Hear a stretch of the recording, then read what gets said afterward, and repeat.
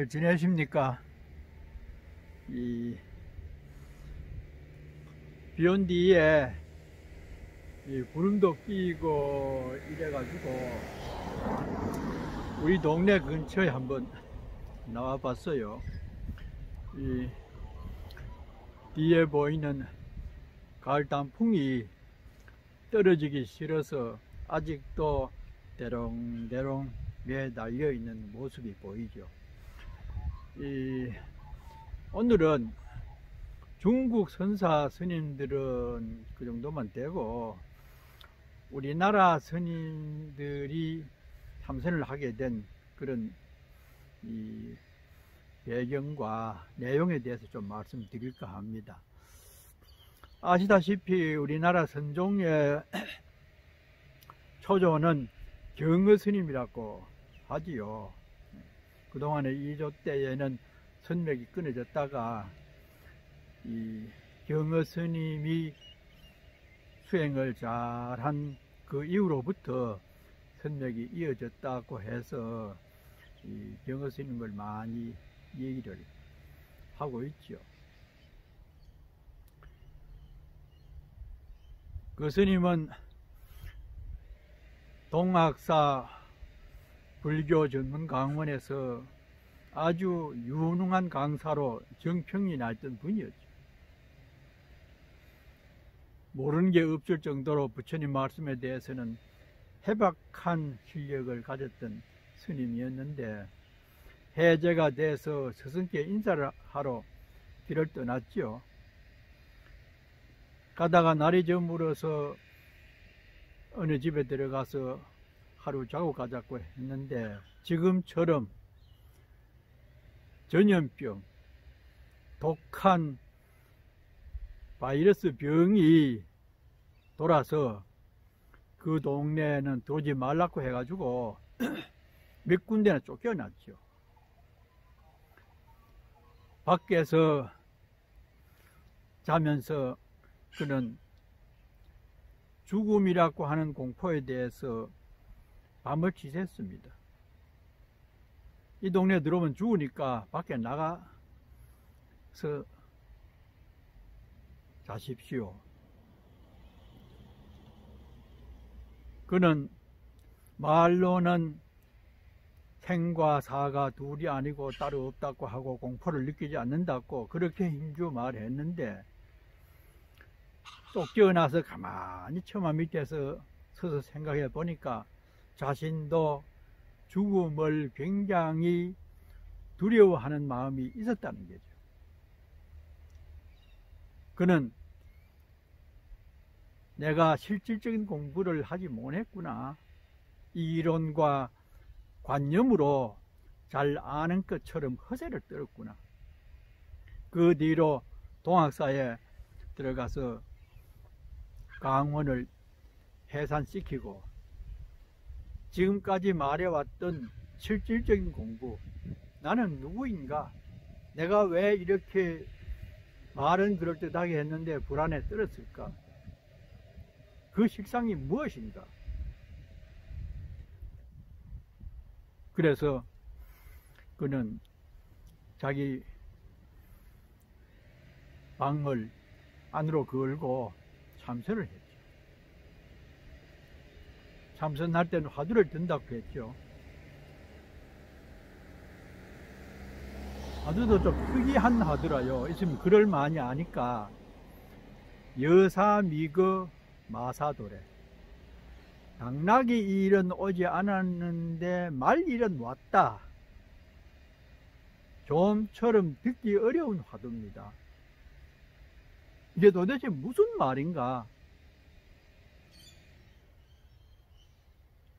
그 이심이 타파돼야 생사의 불안에서 자유로워질 수 있다고 하는 이론을 알았기 때문에 그는 용맹정진에 들어갔습니다. 심지어는 잠이 오면은 송곳을 턱 밑에 대고 잠을 피하기 위해서 일념으로 그 문제에 들어갔습니다. 당나귀 일은 오지 않았는데 말 일은 이미 왔다, 이게 도대체 무슨 뜻인가? 오로지 그 생각으로만 3개월의 시간을 보냈죠.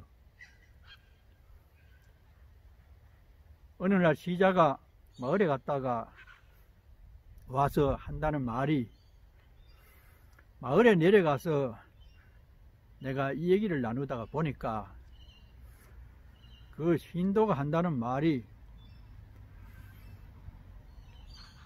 스님들이 절에서 시주만 받아 먹고 공부를 안 하면은 죽어서 소가 된단다, 이런 말을 내외간에 주고 받았대요. 그러니까 그 남편 되는 분이, 야, 이 사람아, 소가 돼도 콧구멍 없는 소가 된단다, 그 말을 들은 시자가 경허 스님께 와서 신도가 그런 말을 했는데 그 말 뜻이 무엇입니까 했을 때에 확철되어 했다고 나오잖아요. 그 말을 듣는 순간에 지금까지 이심으로 똘똘 뭉쳤던 인간의 생존 형태, 또 내용, 모든 것이 깨달음으로 다가와서 한량없는 감회를 주었다. 그때에 그 마음의 상태를 개성으로 지었죠. 홀문인의 무비공하고 허련히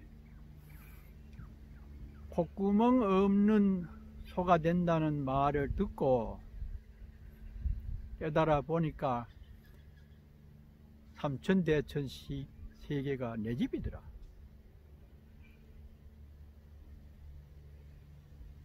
홀문인의 무비공 삼천대천 시오가, 우리는 지금 깨닫지 못했을 때는 늘 남과 나를, 내 집과 당신의 집을 가리고 언제나 분별 속에서 따지고 살잖아요.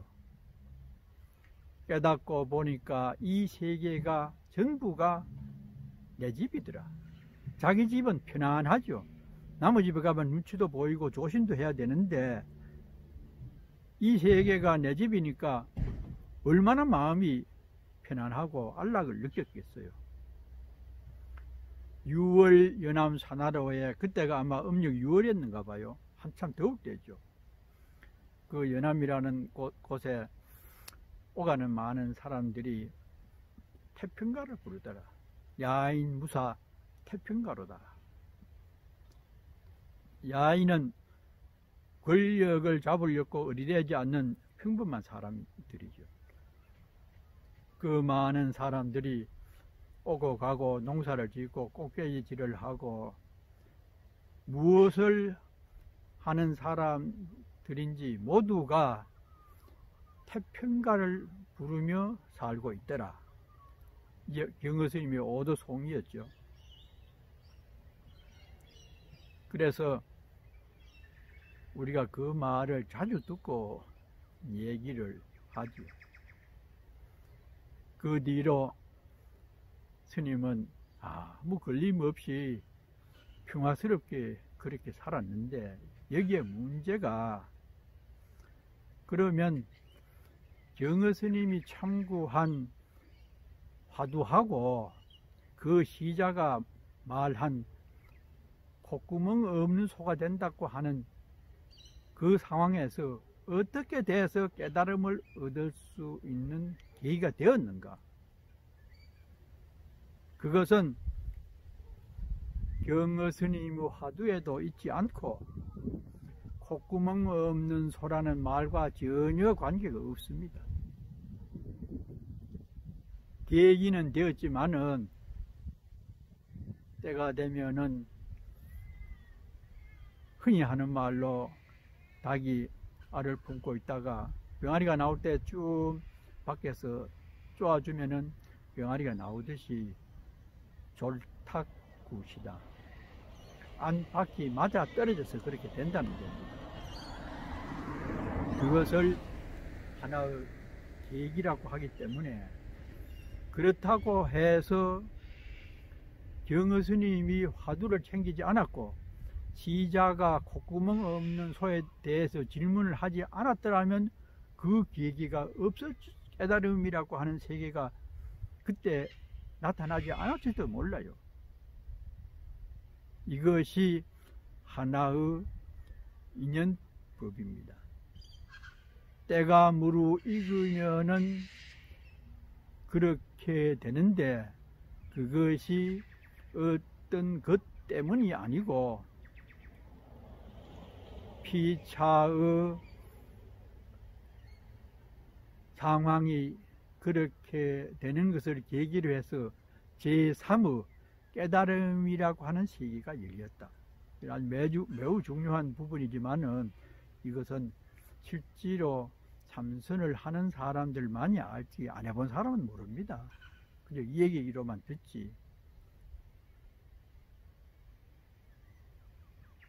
그러나 개인적으로는 경허 스님이 깨달음을 이루어서 참 자유롭게 살았지만은 너무나 막행막식을 하는 그런 상황이 되다가 보니까 후학들에게 가르침을 주는 부분에서는 좀 문제가 될 수 있는 그런 내용도 있지요. 성숙한 어른들은 술을 많이 먹어도 안 취하고 실수도 안 하지만은, 안 먹던 젊은 사람들이 갑자기 술을 먹으면은 길에 쓰러지고 헛소리가 나오고 실수도 하지요.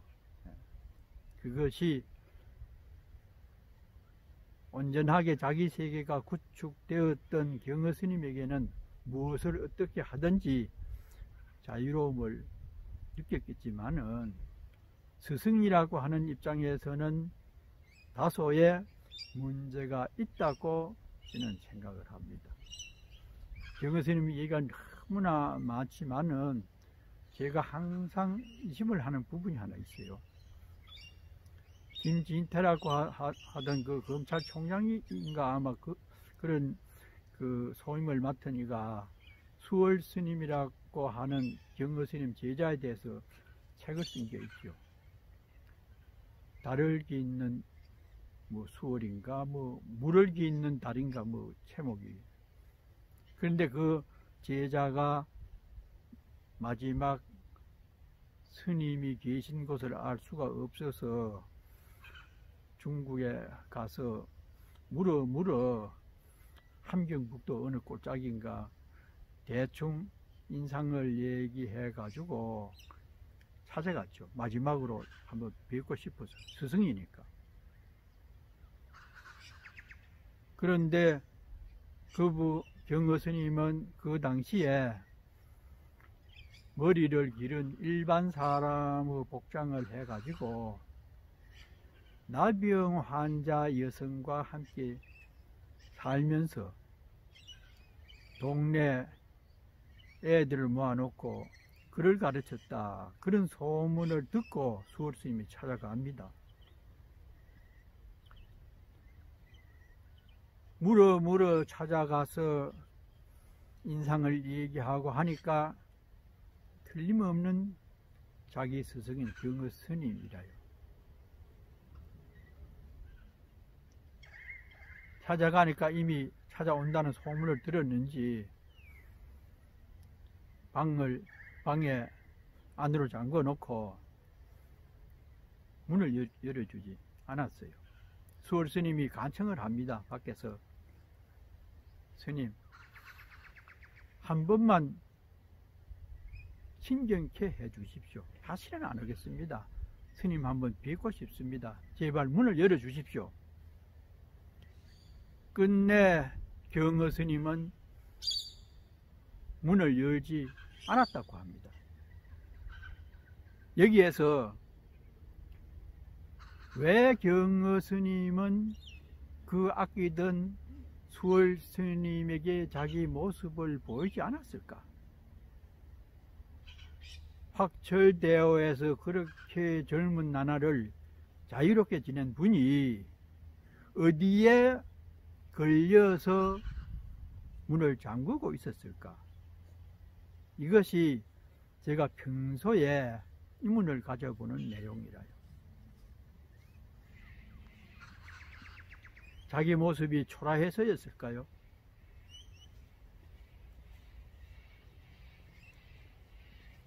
무엇 때문에 그분은 제자를 만나기를 꺼렸는지 경허 스님이 계시면은 여쭈어 보고 싶은 내용이 바로 그 질문입니다.